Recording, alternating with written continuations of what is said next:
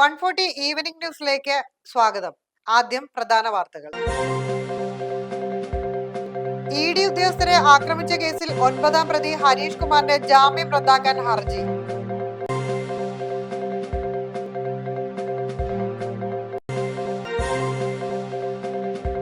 ഏഴര പൊന്നാന പരിശോധിക്കാൻ ഹൈക്കോടതി നിർദ്ദേശം. നടപടി ഭക്തന്റെ പരാതിയിൽ.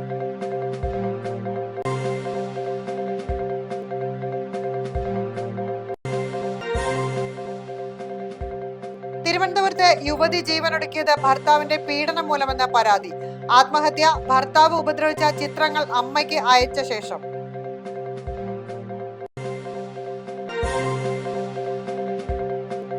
ഒരു കാരണവശാലും കൊടുക്കില്ല എന്ന മുഖ്യമന്ത്രിയുടെ വിവാദ പരാമർശത്തിൽ വിശദീകരണവുമായി കുഞ്ഞാലിക്കുട്ടി.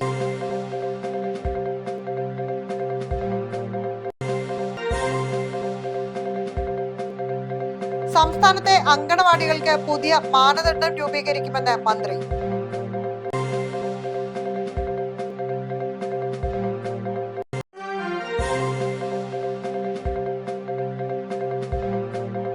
പ്രതിപക്ഷ നേതാവ് പിണറായി വിജയന്റെ വീട്ടിൽ റെയ്ഡിനെത്തിയ ഇ.ഡി ഉദ്യോഗസ്ഥരെ ആക്രമിച്ച കേസിൽ 9ാം പ്രതി ഹരീഷ് കുമാറിന് ജാമ്യം ലഭിച്ചതിൽ അസാധാരണ നടപടികളുമായി പോലീസും എൻഫോഴ്സ്മെന്റ് ഡയറക്ടറേറ്റും.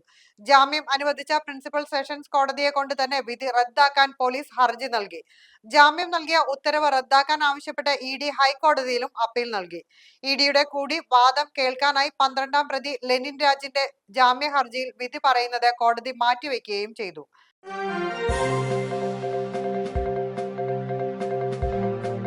ഏഴര പൊന്നാന പരിശോധിക്കാൻ ഹൈക്കോടതി നിർദ്ദേശം. നടപടി ഭക്തൻ നൽകിയ പരാതിയിൽ. ഏറ്റുമാനൂർ മഹാദേവ ക്ഷേത്രത്തിലെ ഏഴര പൊന്നാന പരിശോധിക്കാനും റിപ്പോർട്ട് നൽകാനും Thiruvithamkoor Devaswom board chief vigilance and security ഓഫീസർക്ക് ഹൈക്കോടതി നിർദ്ദേശം നൽകി. ഏഴര പൊന്നാനയും ക്ഷേത്രത്തിലെ രജിസ്റ്ററുകളും നേരിട്ട് പരിശോധിക്കാനാണ് justice V Raja Vijayaraghavan, K V. Jayakumar എന്നിവരുൾപ്പെട്ട ഡിവിഷൻ ബെഞ്ച് നിർദ്ദേശം നൽകിയിരിക്കുന്നത്. ഏഴര പൊന്നാനയിൽ പൊതിഞ്ഞിരുന്ന സ്വർണ്ണപ്പാളികളുടെ അറ്റകുറ്റപ്പണികളും നവീകരണ ജോലികളും നടത്തുന്നതിനിടെ യഥാർത്ഥ സ്വർണ്ണപ്പാളികൾ മാറ്റി കുറഞ്ഞ മൂല്യമുള്ള ലോഹങ്ങൾ സ്ഥാപിച്ചെന്നാണ് പരാതി.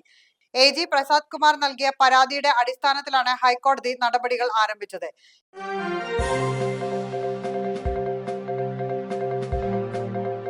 തിരുവനന്തപുരത്ത് ആറ്റുകാലിൽ യുവതി ജീവനൊടുക്കിയത് ഭർത്താവിന്റെ പീഡനം മൂലമെന്ന പരാതി.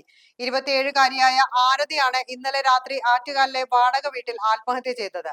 ഭർത്താവ് അതുൽ ശാരീരികമായി ഉപദ്രവിച്ചതിന്റെ ചിത്രങ്ങൾ അമ്മയ്ക്ക് അയച്ചതിനു ശേഷമാണ് ആരതി ജീവനൊടുക്കിയത്. ഇന്നലെ രാത്രി ആരതിയും അതുലും തമ്മിൽ വഴക്കുണ്ടായി. തുടർന്ന് അതുൽ വീടിന് പുറത്തിരിക്കുമ്പോഴാണ് ആരതി ജീവനൊടുക്കിയതെന്നാണ് കരുതുന്നത്. അതുൽ തന്നെ ഇക്കാര്യം സുഹൃത്തിനെയും പോലീസിനെയും വിളിച്ച് അറിയിക്കുകയായിരുന്നു. പോലീസ് എത്തി മുറിയുടെ വാതിൽ ചവിട്ടി തുറന്നപ്പോഴാണ് ആരതിയെ തൂങ്ങി മരിച്ച നിലയിൽ കണ്ടെത്തിയത്. ഭർത്തൃപീഡനം ചൂണ്ടിക്കാട്ടി ആരതിയുടെ അമ്മ ഫോർട്ട് പോലീസ് സ്റ്റേഷനിൽ പരാതി നൽകി. ആത്മഹത്യാക്കുറിപ്പ് പോലീസ് കണ്ടെടുത്തിട്ടുണ്ട്.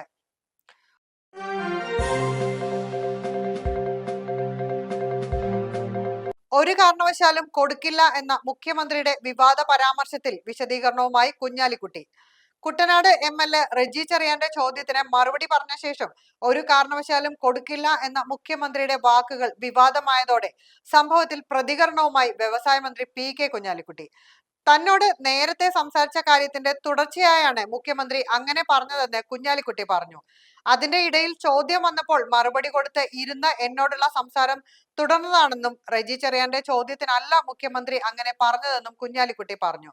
മുഖ്യമന്ത്രി പറഞ്ഞത് കുട്ടനാട് എം.എൽ.എയോടല്ല എന്ന് എനിക്കറിയാം. അക്കാര്യത്തിൽ ലോകത്തെ പറ്റിക്കാം, പക്ഷെ എന്നെ പറ്റിക്കാനാകില്ലെന്നും കുഞ്ഞാലിക്കുട്ടി വ്യക്തമാക്കി.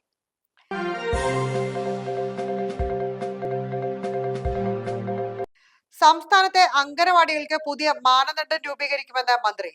സംസ്ഥാനത്താകമാനം അംഗനവാടികൾക്ക് പുതിയ മാനദണ്ഡം രൂപീകരിക്കുമെന്ന് മന്ത്രി ബിന്ദു കൃഷ്ണ. കൊച്ചിയിലെ അംഗനവാടിയിൽ 3.5 വയസ്സുകാരി ലൈംഗികാതിക്രമണത്തിന് ഇരയായ സംഭവത്തിന്റെ പശ്ചാത്തലത്തിലാണ് തീരുമാനമെന്ന് മന്ത്രി അറിയിച്ചു. അംഗനവാടികൾക്കുള്ളിലേക്ക് പുറത്തു നിന്നുള്ള ആളുകളെ കയറ്റിവിടുന്നതിന് കർശന നിയന്ത്രണം ഉണ്ടാകുമെന്നും മന്ത്രി വ്യക്തമാക്കി. കൊച്ചി എളമക്കരയിലെ അംഗനവാടിയിലാണ് 3.5 വയസ്സുകാരിക്ക് നേരെ ലൈംഗികാതിക്രമണം ഉണ്ടായത്. 3.5 വയസ്സുകാരി പോയിരുന്ന അംഗനവാടിയിലെ ടീച്ചറുടെ മകനാണ് കേസിലെ പ്രതി. ഈ മാസം 18-ാം തീയതിയായിരുന്നു കുട്ടിക്ക് നേരെ ലൈംഗികാതിക്രമണം നടന്നത്. മാതാപിതാക്കളായിരുന്നു കുട്ടിക്കെതിരായ ആക്രമണം ചൂണ്ടിക്കാട്ടി പോലീസിൽ പരാതി നൽകിയത്.